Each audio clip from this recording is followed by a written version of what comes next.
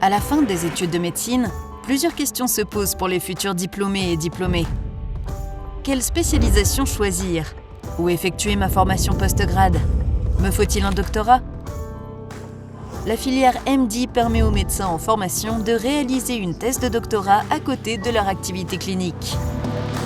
Je trouvais fascinant, la recherche, c'est d'essayer d'aller à tâtons dans un nouveau domaine, dans un domaine original.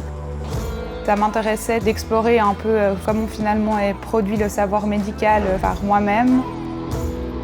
Dès la fin des études, j'avais bien envie de faire une expérience de recherche. Et puis le fait d'avoir un titre de docteur aussi, ça laisse une porte ouverte. Pour rester en hôpital, c'est mieux d'avoir fait un MD, un peu de recherche. Je me suis dit qu'il me fallait un MD et donc pourquoi pas rester étudiante un tout petit peu plus longtemps.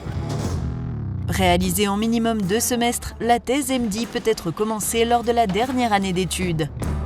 Le directeur de thèse se trouve souvent par affinité. J'ai fait d'abord un travail de master avec la même prof que j'ai pour ma thèse. Et puis du coup, c'est une expérience où j'ai pu monter moi-même tout mon projet de recherche, tout mon protocole. C'est une manière d'entrer en contact avec le domaine de spécialisation qui nous intéresse pour l'avenir. Donc, je savais que c'était l'ophtalmologie qui m'attirait.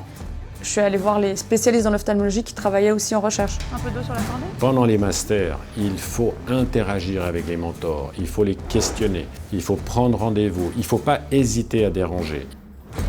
Ma directrice de thèse, elle est hyper disponible, mais elle est aussi hyper occupée, c'est normal, par la force des choses. Et du coup, il y a des jours en fait, où on ne sait pas ce qu'on fait. On n'a aucune idée de ce qu'on fait, mais aucune. Une fois qu'on avance, une fois qu'on a des données, des chiffres, c'est hyper stimulant parce qu'on a créé quelque chose, on a appris quelque chose, on a eu le temps de se poser pour réfléchir où est-ce qu'il y a un problème, est-ce qu'il y a un problème, est-ce qu'on peut y apporter une solution.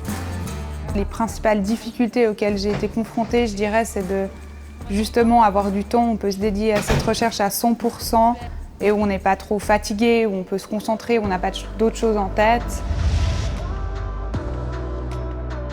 Le meilleur moment pour faire son doctorat est à la sortie des études. Plus tu attends à la fin de tes études pour le faire, plus c'est difficile. C'est comme le permis de voiture. Mais franchement, c'est vraiment comme ça. J'ai travaillé à 60% dans un service d'urgence à l'hôpital de Rennes. Ça me permettait comme ça en fait d'avoir l'autre 40% qui était dédié uniquement à mon travail de thèse. Ça m'a permis d'avancer beaucoup, de faire 75% du travail. Mon prof de thèse m'a dit qu'on était allé assez vite, on a fait ça sur à peu près 2 ans. Le jeu en vaut la chandelle, on apprend des choses.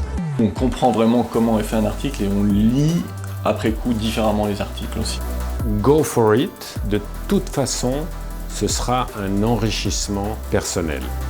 Il y a 2 mois dans ce travail de recherche, ça parle des choses qui m'intéressent, des choses qui me questionnent à titre personnel dans ma pratique médicale, ça c'est clair.